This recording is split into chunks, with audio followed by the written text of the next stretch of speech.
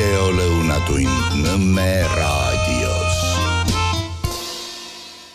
Nii, ühesõnaga tere maailm ja me alustame teemaga, mis on seotud meie ülemuse Margus Lepaga. Aga enne seda, kui me hakkame rääkima asjadest, muide täna tuleb jõle pikk jutt, tuleb Kersti Kaljulaiust, sellepärast no ongi kurat niukest tohlakat annab ikka Eestis üldiselt otsida. Aga ma räägiks nagu siukesest asjast, et siin esmaspäeval toimus kruiisilaevade terminalis üks selline uhke bankett, mille korraldab Iliseri fond. See on see, need inimesed, kes annetavad rahasid nendele lastele, kelle vanemad on sõdades surma saanud ja põhimõtteliselt ka veteranidele, kui vaja. Nii et see on siuke tubli sõjameeste laste auks või nende abiks.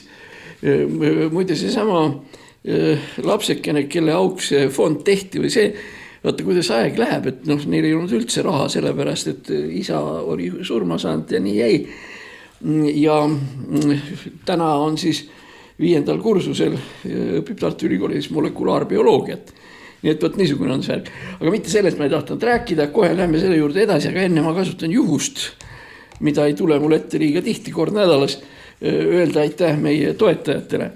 Ei ole see meie raadioasi praegu paremaks läinud, aga samas võtta jälle teistpidi, et eks ikka neid kuulajaid ja kirjutajaid ole ka.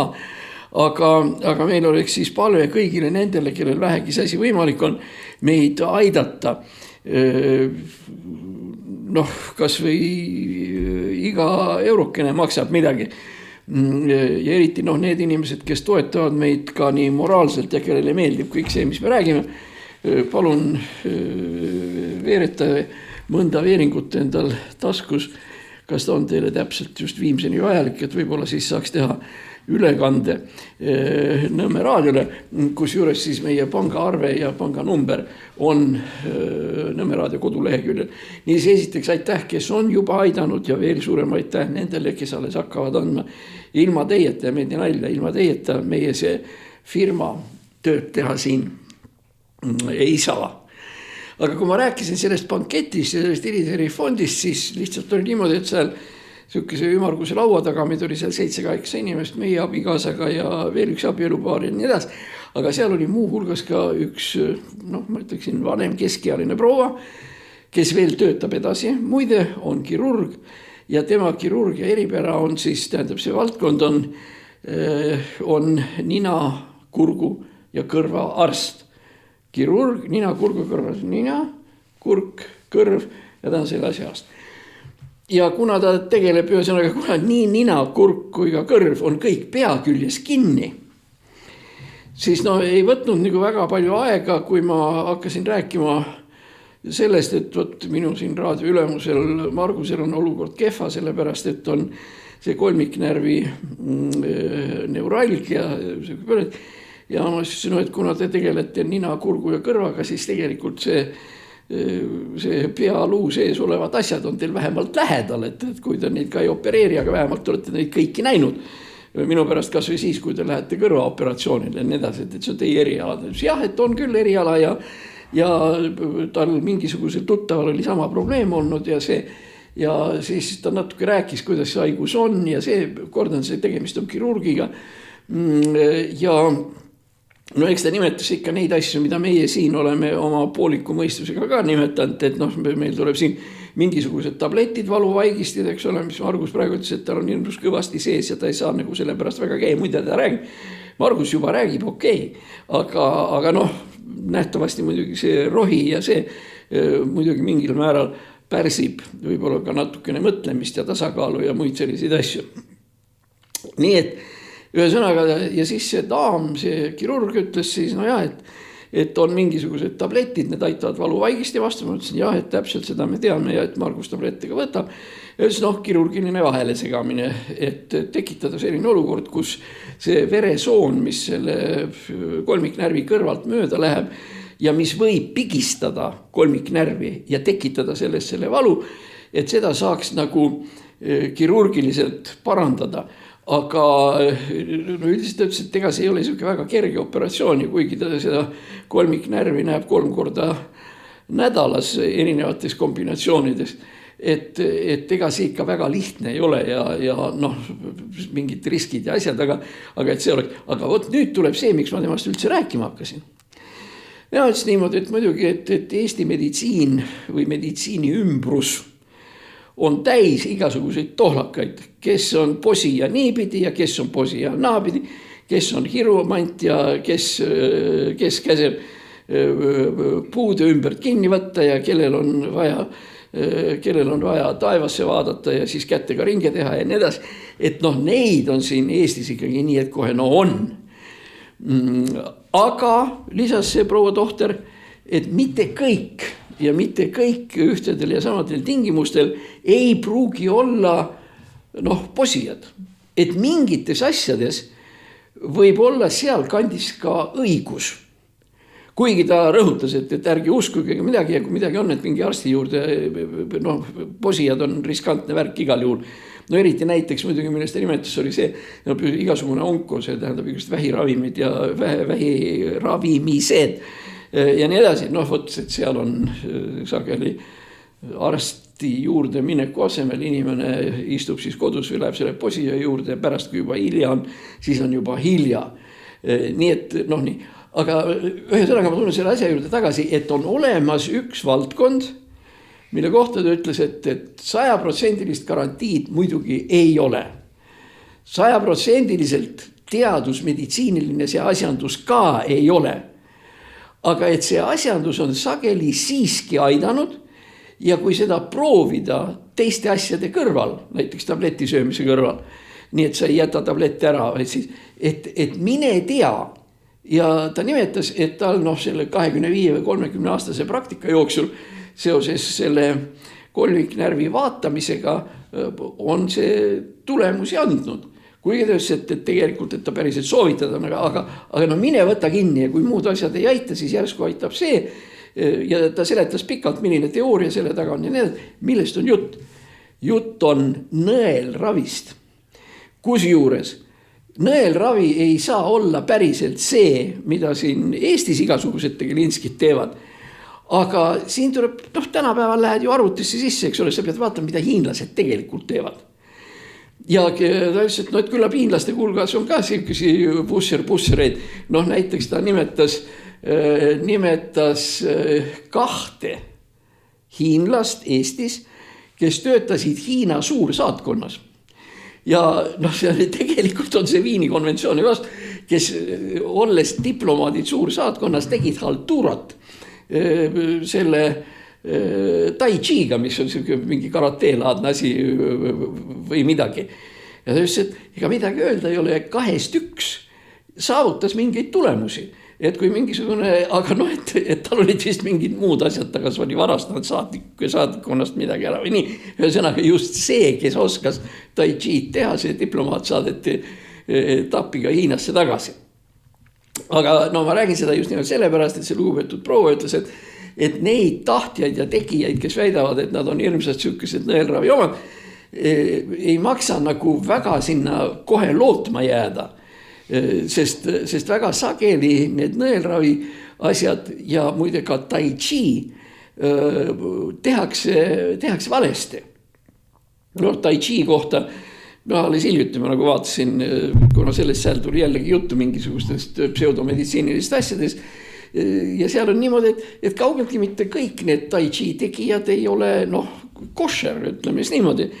Ja üks vend ütleb, et kui vana teie abikaasa on, et 50, mida ta teeb oma kaalu langetamiseks, käib jooksmas ja siis teeb jõusaalis ja nii edasi, see on absoluutselt vale. Et üle 50-aastane inimene ei tohiks käia üldse üheski jõusaalis ja veel vähem peaks ta jooksma. Meil on ka näited, tähendab, kuidas jooksmine põrutab inimese ajudest segi. Rahandusminister Jürgen Ligi, sa vaata, mis ta saanud on. Ta kunagi oli nagu enam vähem, aga nüüd oma selle triatloniga ja millega iganes, või see näitleja E-Tamm ja kes iganes, et no see Tai Chi vend igal juhul praegu on öelnud küll seda, et kui sa oled üle 50, et siis sa ei tohiks selliseid asju teha. Eriti sõimas ta igasugustes jõusaalides käimist, sellepärast niipea kui tulevad suured koormused õlavöö juurde ja nii edasi, tegelikult see rikub inimese ära ja see teeb ta haigeks. Aga noh, ma ise muide teen ka natukene seda Tai Chi'd, aga mitte väga tõsiselt kord nädalas, aga no ikka siuke niipidi tore ja midagi juhtub ja las ta siis olla. Aga tegelikult ma tulen selle teema juurde tagasi. Et Marguse pärast ma seda asja küsisin ja Marguse pärast ma kuulasin ära väga õpetliku ja pika loengu nõelravist, selle põhimõttest. Üks väike asi veel, mida ma ei teadnud, et ei pruugigi alati teha nõelravi. Kui sa ei oska näiteks otseselt või sa ei tea, kuhu see nõel tuleb sisse keerutada, nii edasi, et väga lähedane sellele on siis punkti vajutamine. Selle asemel, et siia panna nüüd see nõel, sa lihtsalt vajutad ta sõrmega siia kinni, hoiad teda paar minutit ja võtad välja. Et see pidi andma põhimõtteliselt tulemusega. Ma veel kord kordan selle lugupeetud tohtri proua asja. Kui juba teised asjad on kõik ära proovitud, siis nõelravi põhimõtteliselt ei saa teha asju halvemaks. Ja ma loodan, et Margus, kes seal vastas nüüd praegu istub, leiab üles mõne siukese nõelravi tegija venna, kellega ühesõnaga ei tohi kindel olla, et läheb hästi. Aga tõenäosus, et läheb hästi, on piisavalt suur. Ja seda on öelnud teaduspõhise meditsiini esindaja, kirurg 30 aastat, kes muidu krooniliselt on igasuguste possijate ja kõigi nende asjade vastu. Nii et ju siis tasub ja ega Margus ei ole meil siis ainukene, kellel see õnnetu haigus on. Aga nüüd me siis pöördume veel meie vaatajate poole, et pidage meeles, et kõigepealt saatke meile like, siis tehke kommentaar ja saatke seda sõpradele edasi. Like, comment, share.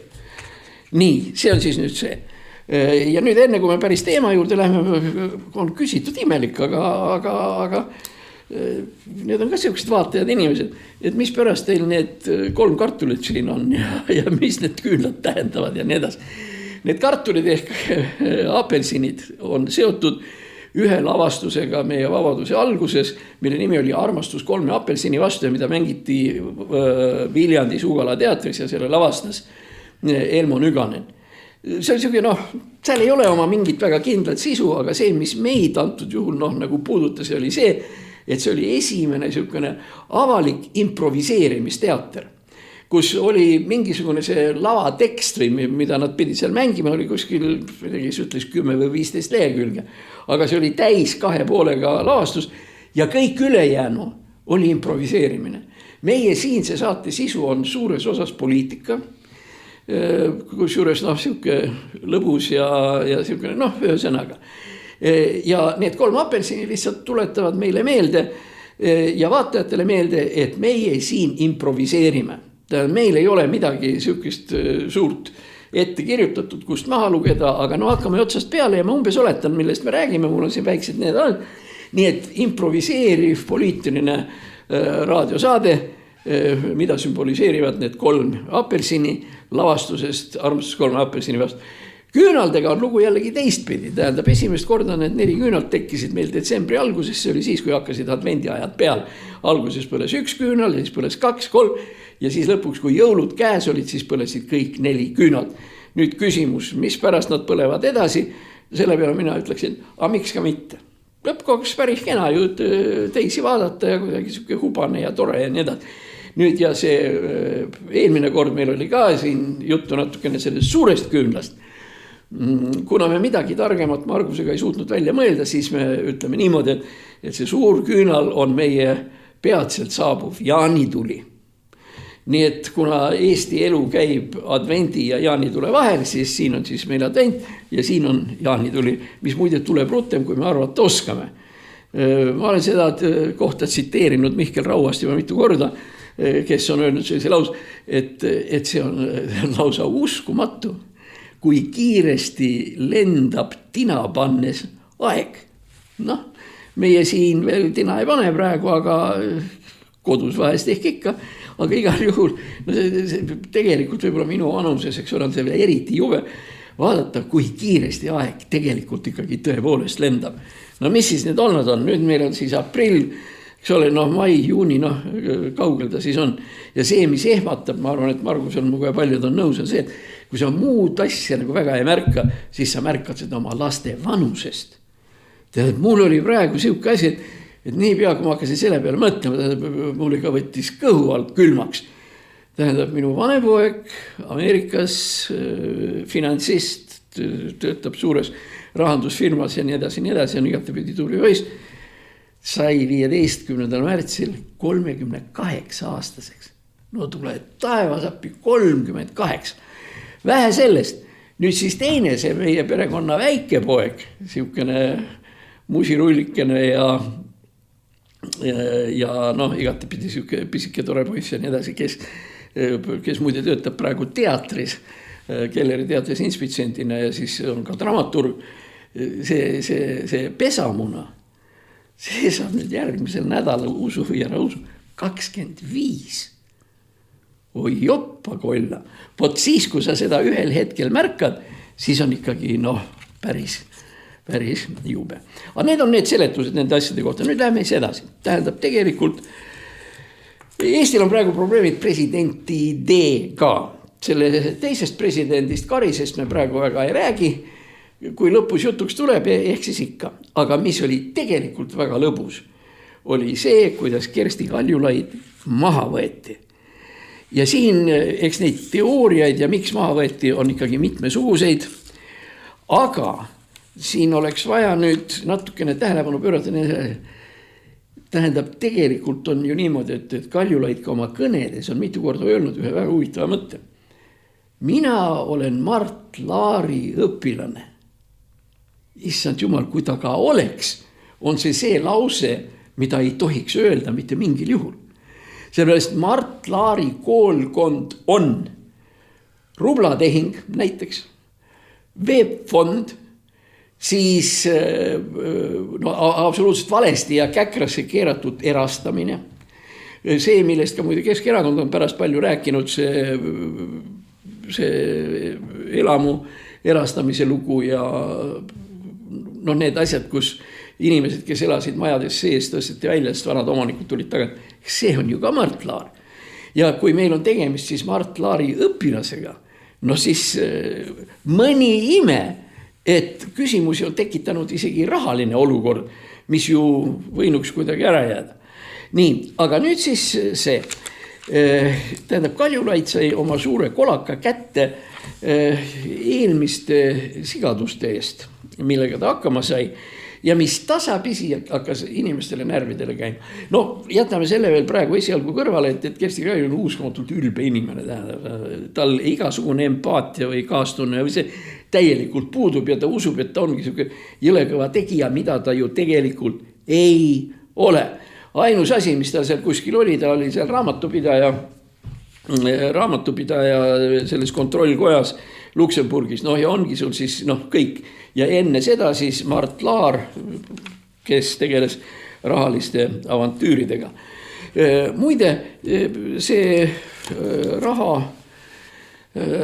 rahavärk, rublatehing, võib-olla ma paari sõnaga lihtsalt tuletan meelde, eriti noorematele, kes seda ei tea. Oli niimoodi, et hakkas tulema Eesti kroon.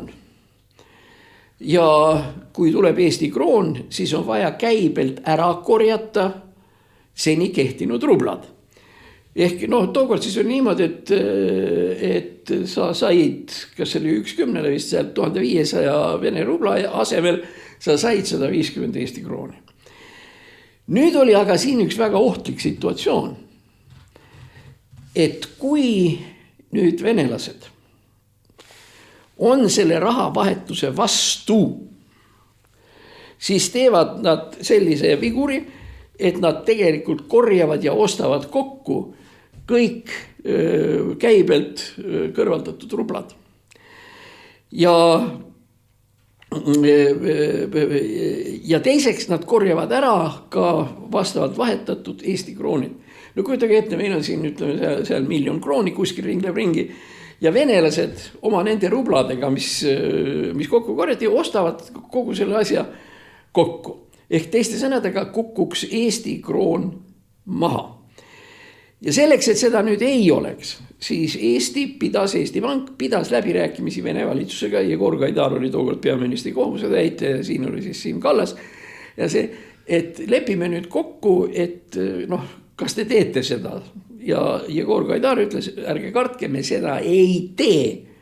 Aga meie palve oleks see, et kõik rublad, mis te olete kokku korjanud oma kottidesse ja nii edasi, et kõik need rublad toote meile tagasi, sest seal olid mitmed põhjused, sealhulgas ka inflatsioon, mis pärast venelastel oli vaja need rublad kuidagi kätte saada. Nii, aga nüüd tehti see vigur ära, tähendab, kroon läks käima, venelased meile midagi halba ei teinud, aga siis tekkisid nüüd siis rahvakunstnikud, Marek Strandberg, Tiit Pruuli ja seal oli üks tegelane oli veel, kes mul praegu ette ei löö, selline suhteliselt vähe tuntud tegelane. Need korjasid need rublad kokku ja andsid üle või viisid ära küsimus kuhu? Tšetšeeniasse, kus käis, ühesõnaga nad andsid need rublad Vene vaenlastele. Olles enne lubanud need rahad anda venelastele endile. Ja siis oligi.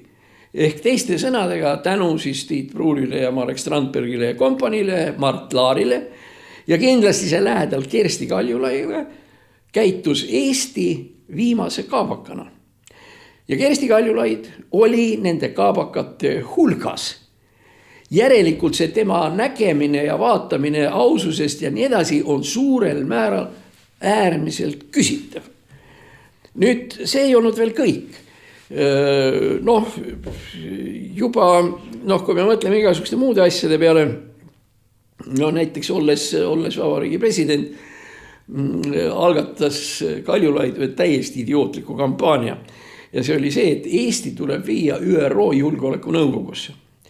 Julgeolekunõukogu on niimoodi, et seal on 5 alalist liiget ja ülejäänud on ajutised liikmed või korraks 8 aastaks. Ja Kaljulaid rabelis ringi, et Eesti saaks seukeseks ajutiseks või ütleme niimoodi mittealaliseks ÜRO julgeolekunõukogu liikmeks. Küsimus, milleks seda vaja oli? Kusjuures ma arvan, et see kuulus Kersti Kaljulaiu kohtumine Putiniga, kus nad olid igavesti suured sõbrad ja pildid jooksvad praegu Facebookis läbi ja nii edasi, oligi sellest, sest Venemaa on julgeolekunõukogu alaline liige ja tõenäoliselt käis Kaljulaid Putini käest küsima, et Putin ei blokeeriks seda Eesti liikumist julgeolekunõukogus. Küsimus, milleks seda julgeolekunõukogu vaja oli? Kindlasti mitte milleks. See oli täiesti rumal ja mõttetu käik, kusjuures ma ütleksin nii, et see oli ka väga riskantne käik.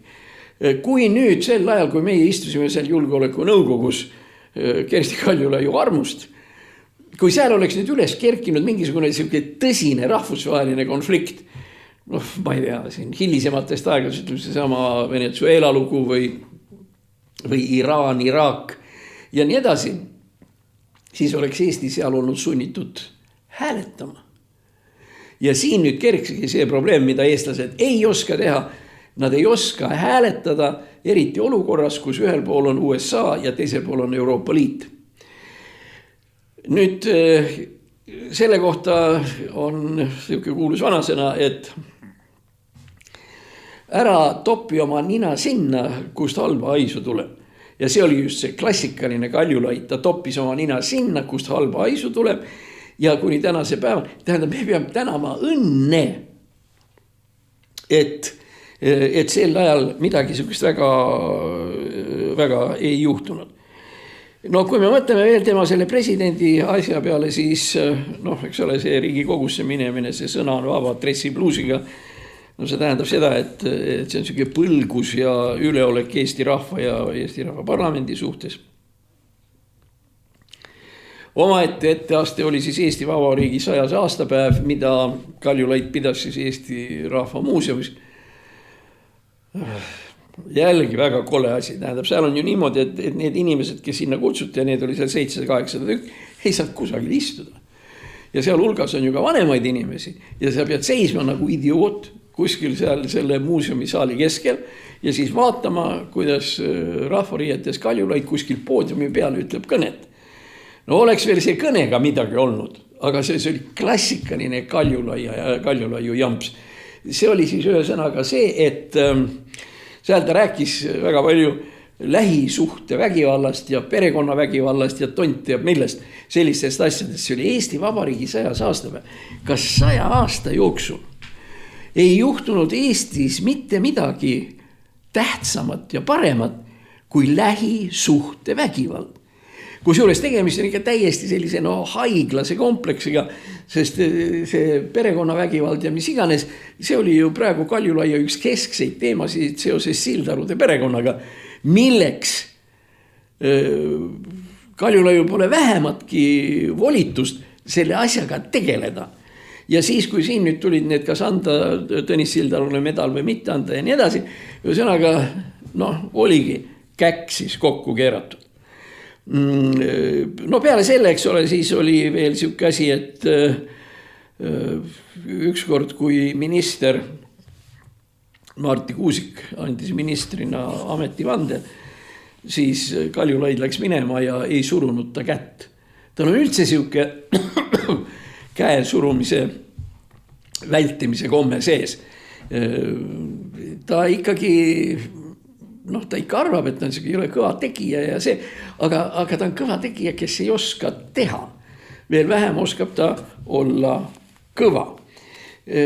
Muide see, et ta nüüd praegu selle kolaka kätte sai. Vaata, meie üldiselt siin raadios eriti ei räägi erakonnapoliitikast, natuke ikka. Ja üldiselt veel vähem räägime me usuasjadest. Paaril korral ma olen küll selle ususärgiga siin olnud ja küllap tulen veel, aga see ei ole kunagi olnud ühegi meie saate siuke domineeriv teema. Aga täna on nüüd just nimelt see sama koht, kus me võime tegelikult öelda, et jumalaviha ja karma sai Kaljulaiu kätte. Ei maksa unustada seda, et siis, kui ta presidendiks sai, siis ta ei käinud kuskil kirikus sellel aastamispäeval ja vältis seda kirikut igate pidi. Mis seal ikka, väldi siis väldi, aga nüüd siis, nagu ma ütlesin, karma sai ta kätte.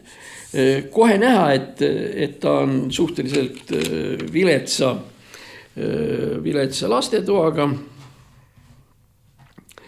sest kui ta oleks natukenegi viitsinud lugeda midagi, kui muidu ei ole millestki nagu juttu, siis lugeda näiteks Vana Testamenti piiblis, siis oleks ta paratamatult komistanud ühe vana piibli tähtsa tegelase kuninga peale, keda loetakse maailma kõige targemaks kuningaks, kõigi aegade jooksul ja nii edasi, on Salomon. Ja Salomon õpetab oma lapsi ja Salomon räägib oma kaaslastele ja nii edasi, kuidas peab inimene elama ja kuidas on üldse õige elu, mis oleks ka Jumalale meelepärane. Ja seal on mitu asja, see on suhteliselt pikk tekst. Seal on üks jutt on sellest, et valitseja, eriti valitseja, peab olema alandlik. Valitseja, kes ülbitseb ja ei hooli oma alluvatest ja nii edasi, kaotab oma trooni. Ja see on üks selliseid, üks kõige tähtsam. Valitsemine ei ole kunst muidu, kui valitsemine on hoolimine alluvatest. Ja Kaljurannakene või Kaljulaidikene, kes ta seal on. Palju sa siis hoolisid? Kas sa üldse kunagi oled lugenud Salomoni kõnesid ja seadus? Kas sa üldse tead, kus kohas see asub? Nii et see, kuidas nüüd öelda, see kõrges kaares mitte hoolimine, demonstratiivne eemale hoidmine kirikust, mis seal ikka, ütleme nii, et mida siis õnnetu Jehova pidi tegema. Eks ta siis tegigi seda, mida oli vaja teha, kusjuures põhiline tähendab tema omadus see ülbamine ja see on tegelikult üks selliseid asju, mis on talle nüüd ringiga kätte tulnud. Üldiselt, kui me räägime presidentidest, meil on see teine president veel praegu, aga see õnneks ei ole nüüd nii hull, on Karis, aga Karisega seoses kerkib üles ka selline küsimus, et Karis, ta üldiselt tohib osaleda välispoliitikas, aga ta selles välispoliitikas nagu sõidab kraavi, ütleme siis niimoodi. No lihtsalt see, et ta sõidab Soome rääkima sellest, kuidas oleks vaja venelastega asju ajada ja see, kuidas ta Kasahstanis vaatas, et jumala eest Vene kohta midagi halvasti ei öeldaks ja nii edasi. Ja ühesõnaga Karisel on ikkagi praegu konflikt välispoliitika valdkonnas, milles ta võiks ju osaleda, konflikt on äärmiselt terav. Ja kui me vaatame praegu neid kõige tähtsamaid tegelasi, nagu näiteks välisminister Tsahkna ja sõjaminister Hanno Pevkur ja nii edasi, kui nemad ütlevad, et Karise šansid saada tagasi valitud on peaaegu olematud, enamikul juhtudel see tundub, et see nii praegu lähebki. Sellepärast, et see on ütleme selline Kaljulaidilik selline ülbamine, et kui ma midagi ära ütlen, küllap siis välisministeerium klaarib selle asja ära või teeb asjad korda. No ei klaari. Vastupidi, konflikt on üleval ja tõenäosus, et Karise eest saab järgmine president on tegelikult ikkagi üsna pisike. Nüüd, kui me nüüd natukene räägime sellest, et kas meil on olnud keegi selline jõle kõva ja väga tubli president ja nii edasi, vastus on, et peaaegu et ei ole. Tähendab, igal presidendil on mingisugune käkk kaelas. Päts on selge, eks ole, tema müüs Eesti maha. Meriga oli asi ka ju niimoodi, et lihtsalt Meril oli mida teha. Tema viis Eesti maailma areenile ja oskas välismaalastega asju jääda. Ta oli karismaatiline isik ja selles mõttes Eestile äärmiselt kasulik ja tubli mees. Muide, Kaljulai üks probleeme on muide ka see, ta vist ei pane ise seda tähele, et tal puudub igasugune karisma. Ma ei taha öelda, et tegemist on koleda eidega, tähendab, nagu tänases Facebookis öeldakse. Ma arvan, et ei ole. Aga see, et ühesõnaga see Lennart Meri läks kuskile, siis ütleme niimoodi, ruum sai valgust täis. Kaljulaid läks kuskile, siis oli jama otsas. Ütleme Rüütel, see on siis selge, eks ole, kommunistlik partei ja selle veel luimine. Muide Rüütli eripära seisnes selles, et tema autasustas kõige rohkem inimesi. Tema viimane raksakas oli nii, et ta andis ordeneid ja medaleid kuskil 800 või 900 inimesele. Ja tema kantselei ülem oli ka endine Hiiu rajoonikomitee sekretär. Aga hea küll, eks ole. Muide, tema sai ka hakkama. Me rääkisime Merist. Meri sahkerdas maha oma Armuneeme krundid mitmeks tükiks, mida ta tegelikult ei oleks tohtinud teha, sellepärast see on riigi poolt talle antud ja see ei kuulu edasi müümisele. Ta sai selle riigi käest ju tasuta.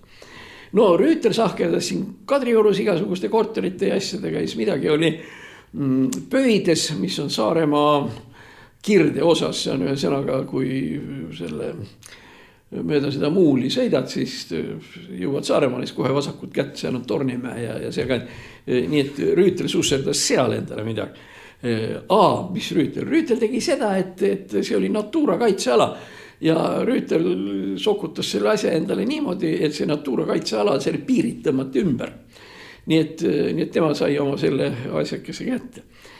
Ja igasugused. Aga nüüd ma siis ütlen, tähendab, et Eestil on olnud üks tõeliselt kõva president, keda paljud ei salli. Muidagi mina ka nagu eriti ei salli, aga kus sa pääsed? Oligi siuke hea mees. Ilvese käkk on Ärma talu, kus ta jällegi riigi asja sokutas endale kätte ja nii edasi. Seal oli siis trikk niimoodi, et riik andis talle raha, et Ärma talust teha turismitalu.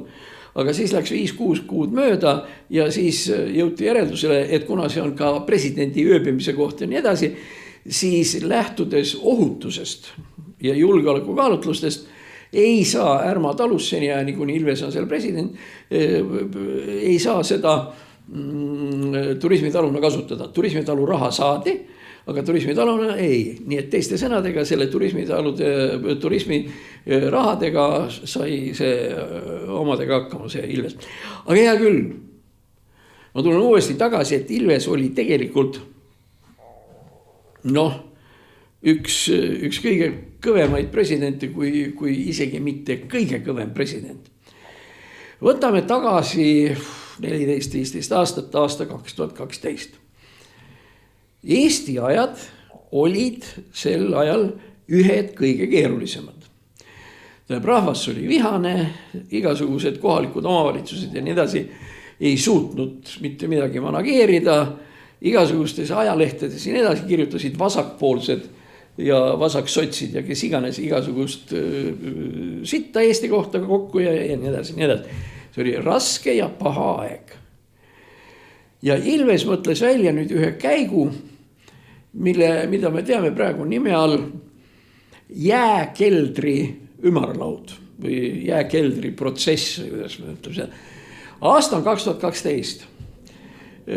Süsteem töötas niimoodi, et kõigepealt tehti üks jõukene, ühiskondlik või mittetulu MTÜ, kes hakkas tegelikult ette valmistama neid ümarlaudu igal pool maakondades.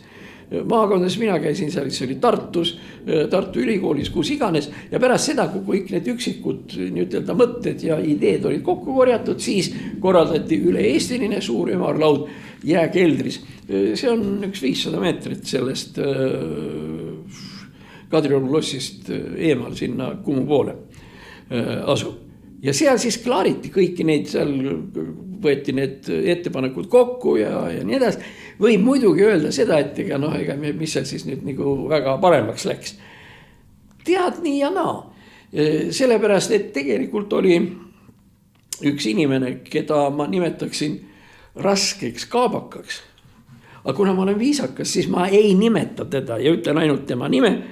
Oli selline mees nagu Silver Meikar, kes algatas ühe oma artikliga väga tõsise sotsiaalse ja ühiskondliku arutelu. Ja point oli selles, et kuigi erakonnad ei tohi saada raha juriidilistelt isikutelt, tegelikult nad saavad, sellepärast, et need juriidilised isikud annavad siis erakonnade liikmetele kilekotis selle raha ja siis tegelikult ikkagi selline juriidiliste isikute kontroll parteide üle eksisteerib ja läheb edasi.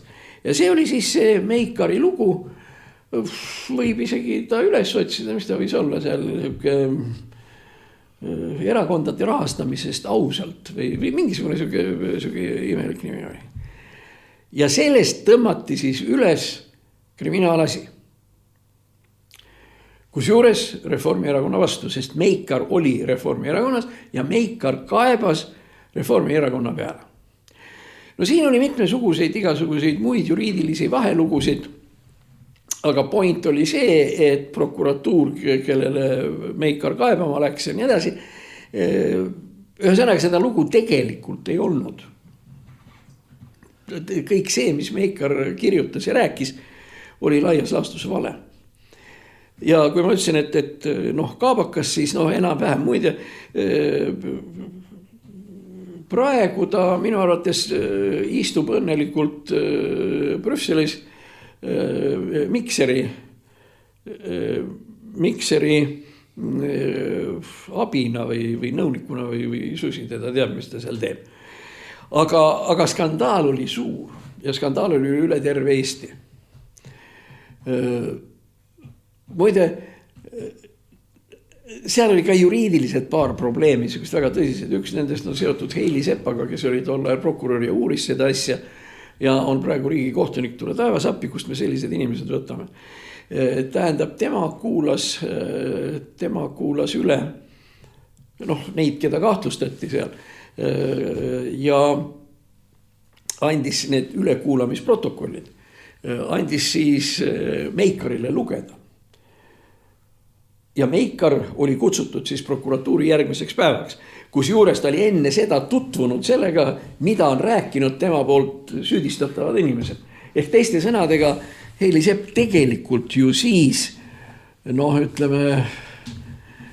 tekitas või lõi mingisuguse tunnistuse, olles näidanud enne seda teisi ülekuulatavate seisukohti, et ühesõnaga, et siis Meikar saaks rääkida täpselt seda, mida need ülejäänud mehed olid seal eelmistel päevadel räägi kategooriliselt keelatud. See on tunnistuse fabritseerimine.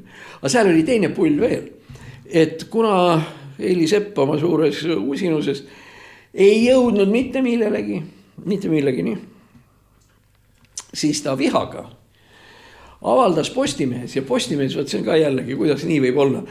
Postimees avaldas Heili Sepa poolt sinna antud määruse, millega see kriminaalasi lõpetati.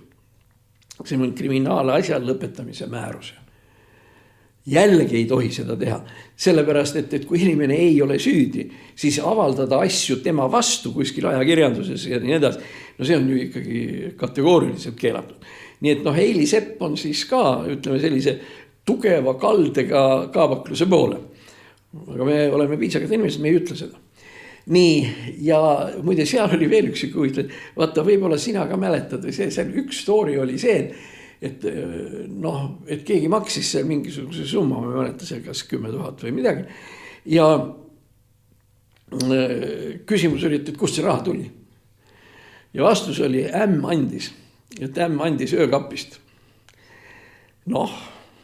Eks ole, jõle naljakas, eks ole, Postimeesse kirjas ja nii edasi. Aga pull oli selles, et tähendab, ämm tõepoolest andis.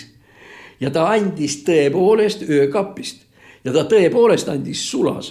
Põhjus oli väga lihtne. Ämm oli mõne nädala eest maha müünud oma maamaja. Ja nagu tol korral oli teatud osa sellest rahast, ta see sulas kätte. Ja vanem inimene, ta ei käinud veel hoiukassas ega ei küsinud kedagi, vaid tal oligi see mingisugune summa seal öökapis. Ja kuna see tema lapsekene või väimes, kuidagi nagu läks jutuks sellest rahast ja nii edasi, et tal oleks vaja, et ta pärast annab tagasi. Ja ämm võttiski öökapist selle summa 10 000 euri siis tol korral ja andis selle oma sellele väimehele. Selleks, et nüüd asi veel päris huvitav oleks, tekib küsimus, kes oli väimes. Väimes oli Reformierakonna Tartu organisatsiooni juht. Aga see on pool asja. Teine pool on see, et ta oli, on ja jääb Alar Karise pojaks, kelle nimi oli Kristjan Karis. Tol ajal.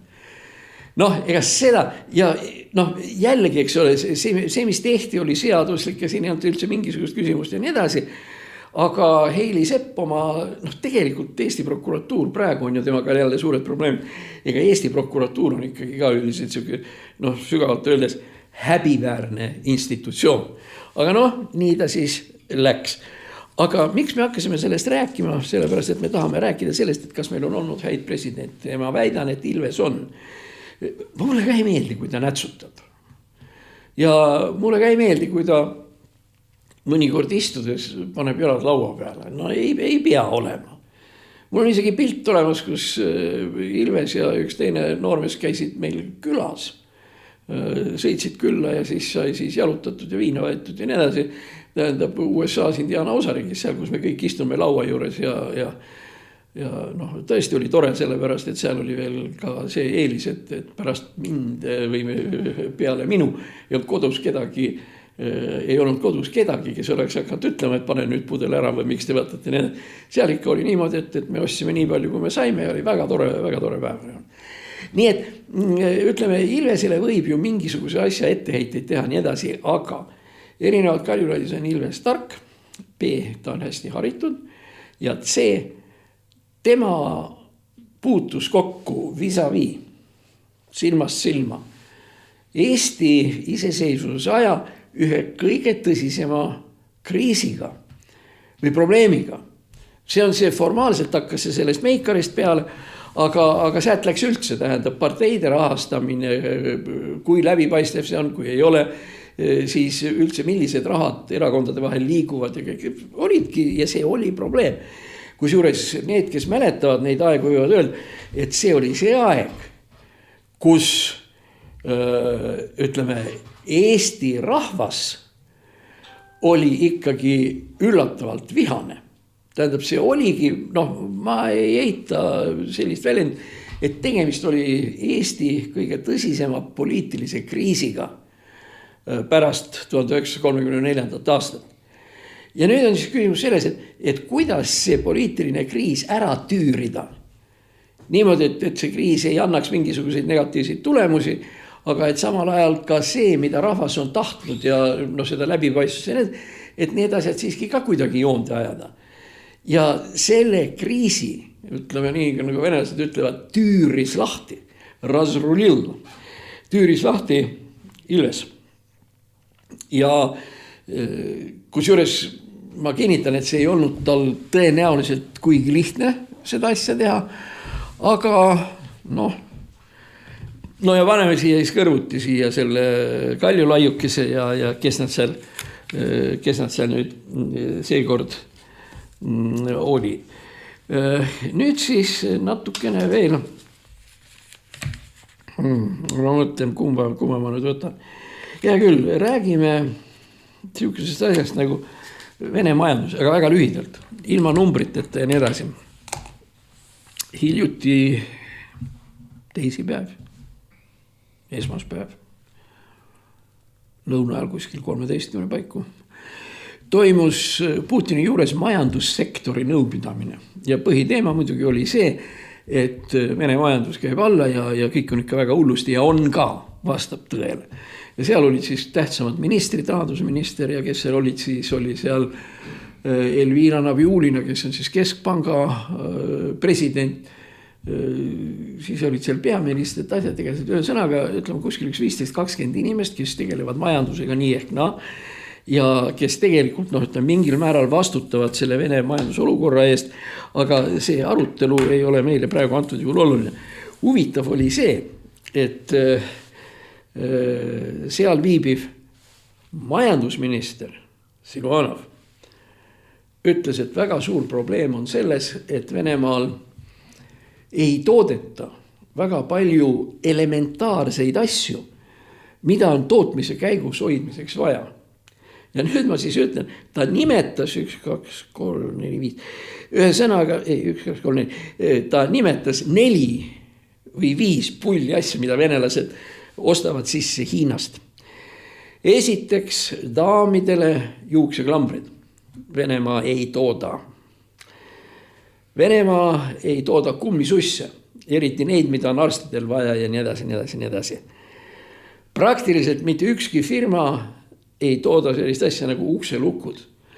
On küll firma, kes töötab võtmeid, aga neid ei ole kuskile keerama panna. Ja võib-olla siis veel üks kõige pullim asi on see USB juhe. Seda nagu ka ei ole.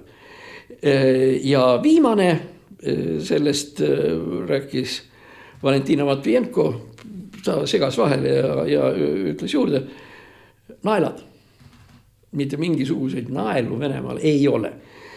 Kõik see, mis siin nimetatud on toodetud Hiinas. Ja võt nüüd tekibki siis selline küsimus, et okei, võtame nagu, ütleme, jätame ühe sammukese vahel. Iga sõda lõpeb ükskord ära. Vene-Ukraina sõda lõpeb ka ükskord ära. Ja mida siis edasi teha?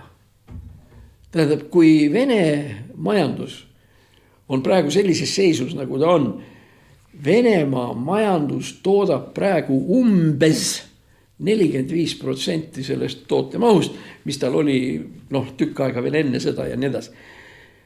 Okei, homme, ülehomme kirjutavad Zelenski ja Putin alla, et nüüd on rahu ja nii edasi. Ja mida nüüd Venemaa tegema hakkab?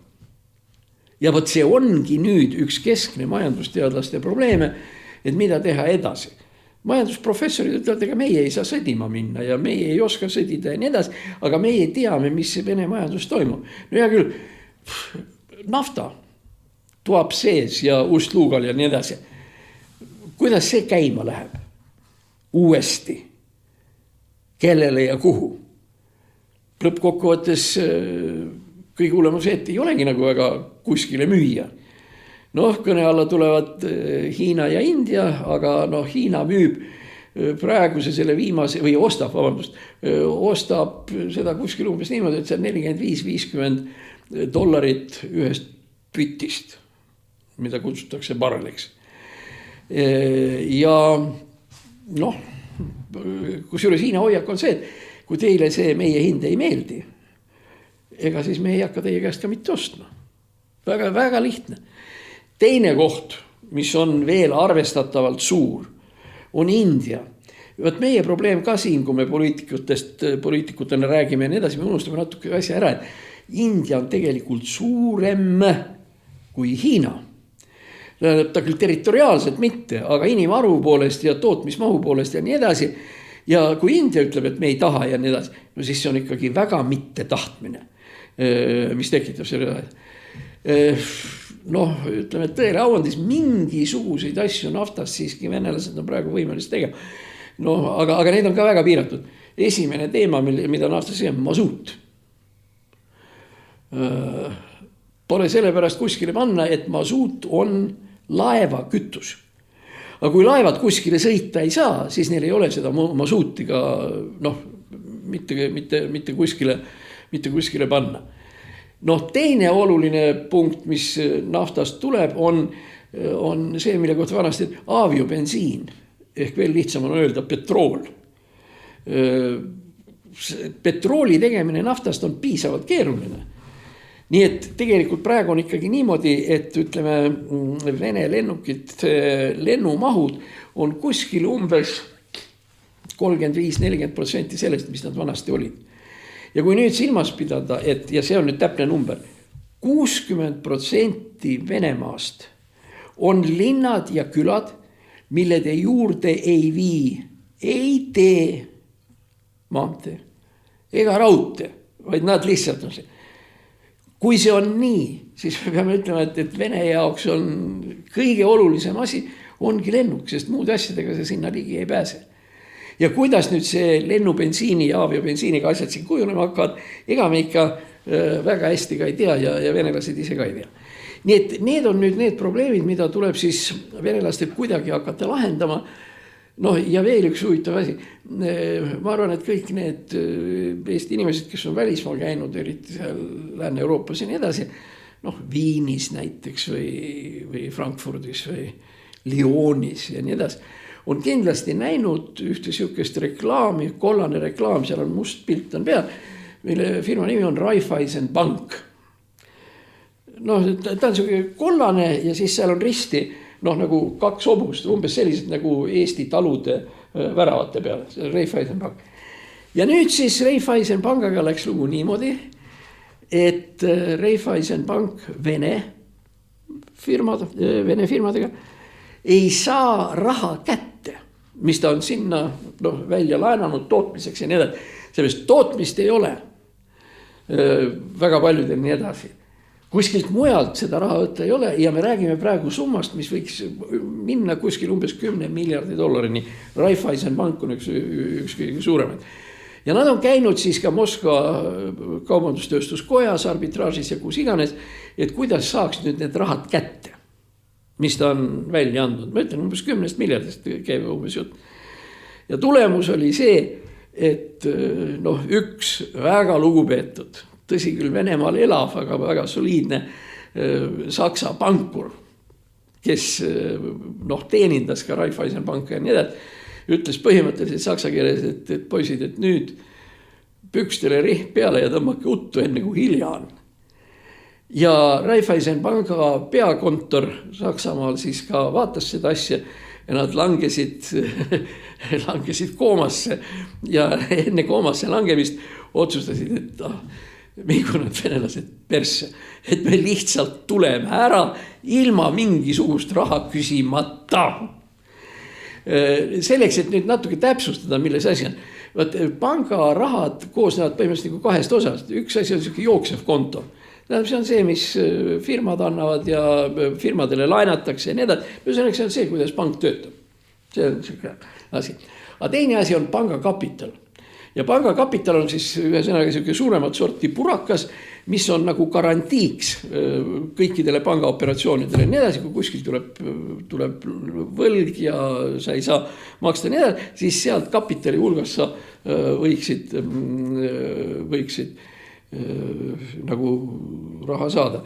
Ühesõnaga Raiffeisen otsustas, et need firmadele, Vene firmadele laenatud rahad, kõik need Tupolevid ja Avtovaasid ja need samad naftafirmad, kes praegu põlevad ja nii edasi. Et ühesõnaga, mõte oli selles, šaise, persse, las see jääb sinna, kus ta on, et me tõmbame praegu kapitali välja ja sellega on lugu lõppenud. Ja panga juhatuse otsus on see, kirjutame selle kahjudesse ja unustame ära. Ja ühtlasi hoiatame oma kolleege teistest pankadest, et mida me tegime, sest mingit teist varianti lihtsalt sel hetkel nagu enam ei ole. See, kus on igasugused tootmisasjad nagu kinni kukkunud, nii edasi, neid saab ju veel rääkida, näiteks sama Avtovas, Kamas tegi veoautosid, kusjuures muide need Kamasid ei olnud ju väga halvad minu teada, aga jällegi, kuhu see läheb, kellele see läheb? Küsimus on lennukitest, et eks ole, Venemaa on lennukite riik. Kui toodetakse praegune viimane number, mis siis tuli, praegu analüüsist on see, et Venemaa hakkab tulevikus tootma 300 lennukit aastas. Siin tuleb veel ühte asja arvestada, kui te juhtumisi olete näinud kuskil, kuidas lennukeid toodetakse, siis käib see niimoodi, et see lennuk ja see tema kere ja nii edasi seisab kuskil tsehhi keskel, tähendab seal kahelt poolt ümbert ja nii edasi. Ja seal on siis treppide ja redelitega ja nii edasi, seal on siis igasugused mehaanikud, kes kruvidega keeravad ja teevad. Ega siis ka see majandusminister, kes seal rääkis, ja tema ütles ka, et lennukeid muidugi meil on vaja ja nii edasi, assabirajem ih vrutšnuju, et kokku me paneme nad käsitsi. Ja ongi siis nii. Nii et ühesõnaga niisugune lugu. Kuule, ma võib-olla räägin veel ühe viimase asja ära, millest ma kirjutasin ja kõige huvitav lugu on see, et pole kunagi olnud siukest reaktsiooni, tähendab, ma panin Facebooki üles ja see on kujuta ette, tähendab, seal on praegu kuskil 1500 laiki. Mis on siis see võluteema, mis annab meile 500 laiki? Võluteema on see, et Prantsuse saatkond on pöördunud Eesti poole palvega, et Patarei vangla nimetatakse ümber natsismi ja kommunismi ohvrite muuseumiks või midagi taolist. Ja meie kahtlemata Eestis oleme selle ümbernimetamise vastu, sellepärast, et seal on jutt ikkagi kommunismi ohvritest ja mitte natsismi ohvritest. Seda enam, et kuivõrd neid natsismi ohvrid ja nii edasi siin oli või ei olnud, et see kõik on ju ka hoopis täiesti vaieldav. Ja reaalne tulemus siis oli see, et ma siis kirjutasin, et seda ei tohiks olla. Ja tegelikult see tähendab siis seda, et me peaksime ikkagi kuidagi, ühesõnaga, kui me tahame sellest holokaustist ja millestki rääkida, laseme käia, aga seda ei tohi teha kommunismi ohvrite arvelt. Võib-olla aga need inimesed Eestis on nüüd praegu ju piisavalt palju, kes on Iisraelis käinud ja on käinud Iisraeli muuseumis, holokausti muuseumis. Ja see on siuke huvitav asi, et ühesõnaga seal on siuke nagu betoonist 2 seina seal ja sealt vahelt lähed sa siis läbi ja siis sisened siukesse pimedasse ruumi või seal, kus on siis see päris muuseum või see. Aga nüüd on konksu koht on selles, et niipea kui sa sinna sisse lähed, siis esimene asi, mida sa näed, on meeletult pirakas pilt Klooga koonduslaagrist. Ehk teiste sõnadega tähendab, see tõlgendus siis peaks olema niimoodi, et eestlased ongi need põhilised juutide tappijad ja Klooga ja värgid ja nii edasi.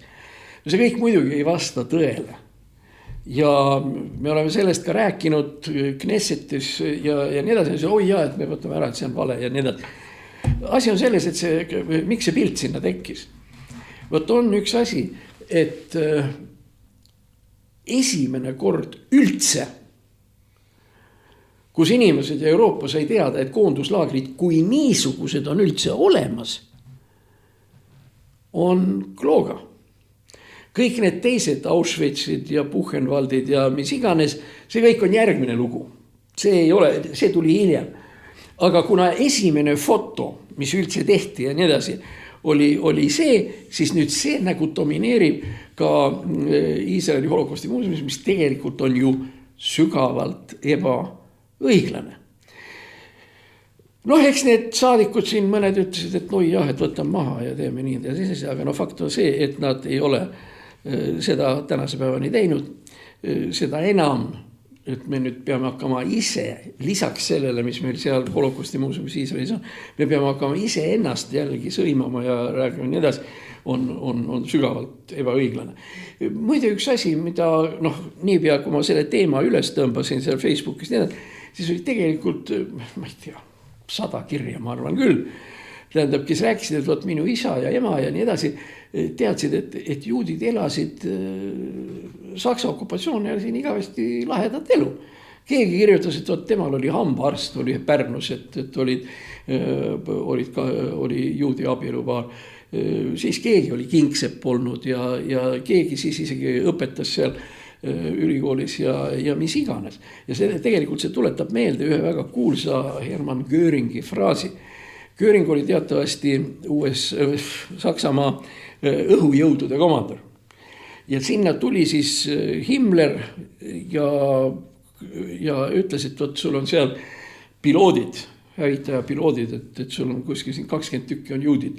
Ja sul konstruktori büroos on kuskil 100 juuti, kes disainivad uusi Saksa lennukeid, et on juudid, et kuidas nii saab olla.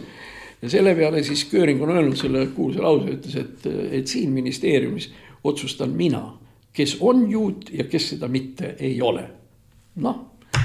Nii et ütleme kogu see, ja ma ei saa nagu väga hästi aru, mis pärast Prantsusmaa tahab, et meil oleks see holokausti värk nii edasi selle peale, et me võime ju ka prantslaste kohta öelda, et kuulge sõbrad, aga mida te siis räägite enda riigist, kes te toetasite Nõukogude okupatsiooni, kes te, mõtleme järele kõik need filosoofid ja intellektuaalid, kes oli Jean-Paul Sartre ja Louis Aragon ja Albert Camus näiteks ja nii edasi.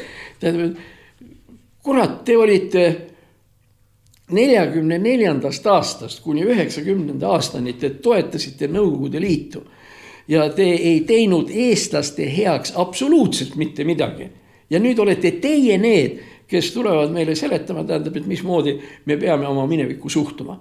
Olgu siis siinkohal praegu rõhutatud, et 2 riiki, USA ja Inglismaa, ei tunnistanud Nõukogude okupatsiooni mitte kunagi. Tähendab, Eestil oli ju oma saatkond Washingtonis.